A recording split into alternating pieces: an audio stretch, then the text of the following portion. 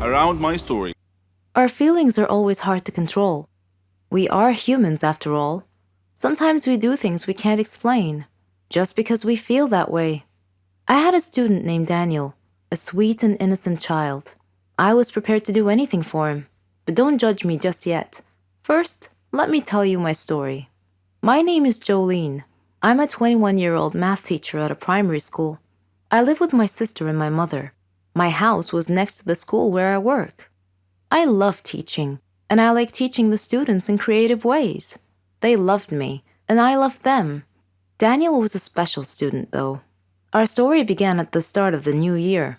It was the first day of school. I missed all my students over the summer break. I missed them so much that I stood by the door to welcome them back. Before I started my first lesson, Mr. Smith, the student affairs officer, knocked on the class door, with Daniel hiding behind his back. Mr. Smith greeted the class and asked them to greet Daniel, but Daniel was too shy and didn't move. So I went over to him to take him by the hand, but he pulled his hand away, which embarrassed Mr. Smith. I asked him to greet his classmates, so he went and he stood in front of the class and he said, "Hello, I am Daniel." Then he went and he sat at the very back of the class. He didn't talk much with the other kids. He didn't like to interact with anyone. Daniel always looked sad, and I thought to myself, he's only 8. What could possibly have made him that way? I tried to get close to him, but he resisted all my efforts. Sometimes he looked like he was hiding some big secret, and later on, I learned what it was. One night, when I was surfing the social media, I came across a horrible news story about a jealous husband killing his wife and another man right in front of his son. The child had been none other than my new student Daniel. Reading that sad story, I started understanding why Daniel was acting that way. I decided to try brightening his life a little.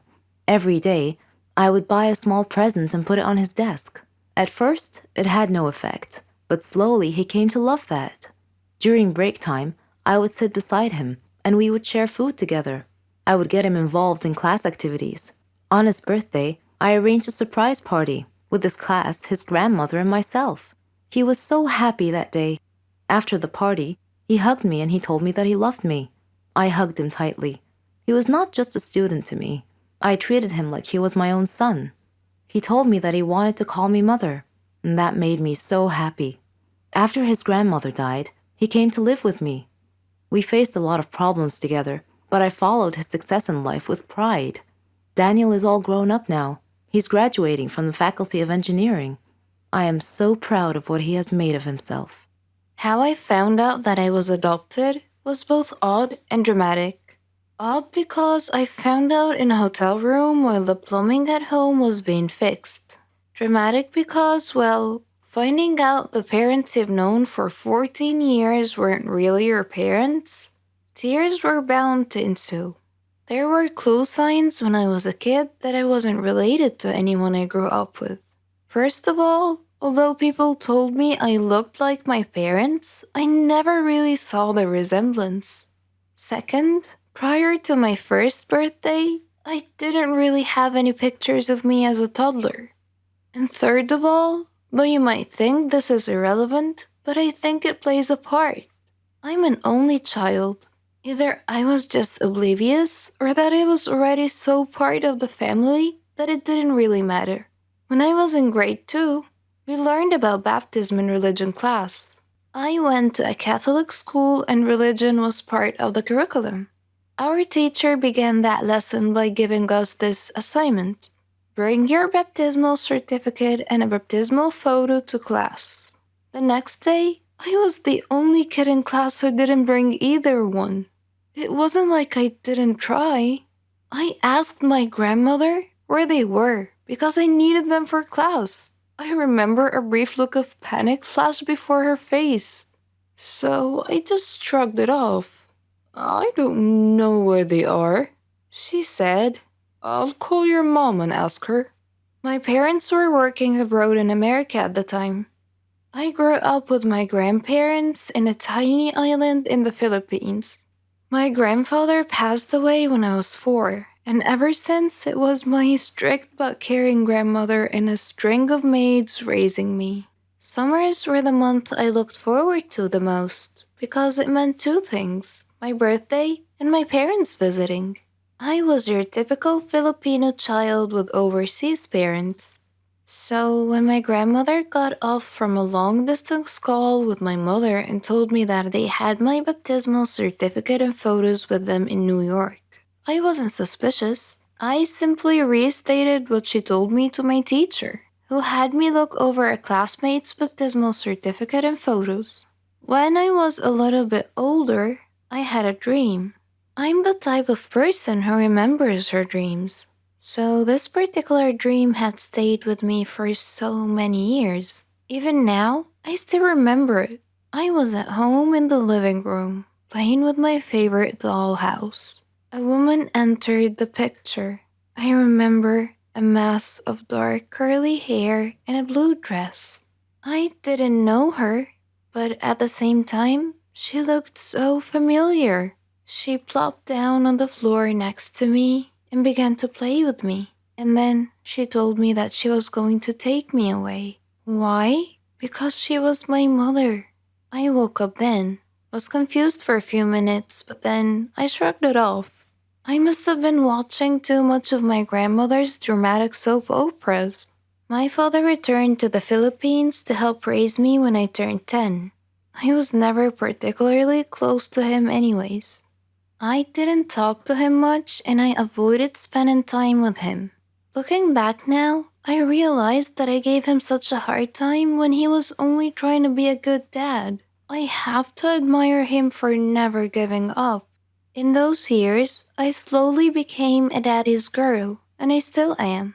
He's serious and strict, but has his funny moments. My mother remained in New York, but now tried her very best to visit twice a year rather than once. In 6th grade, again in religion class, we were taught that names were important. They gave us our identities. What did our names mean? How did our parents come to name us? We looked up our names in a dictionary. Mine meant woman of purity. Another definition said simple. That night, I asked my grandmother to call my mother long distance so I could ask her why she gave me my name. Why did you choose my name? I asked her, pencil poised on the page of my religion notebook, ready to take notes. Why did I choose your name? She repeated. Yeah, I replied.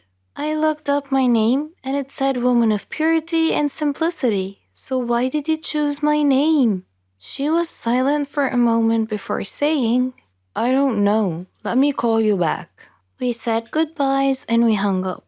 I thought that was odd, but I shrugged it off. It was no big deal. If you're still interested in how I found out I was adopted, or why did my mom choose my name, stay tuned for the second part. Hello, I'm Sarah. Ever heard of a phobia before? Don't worry, it's not contagious or anything. It just means you're scared of something in particular. Places, people, things. I have a phobia, but I don't like to talk about it. And I definitely don't want to be seen in that state. I was in my second year at college.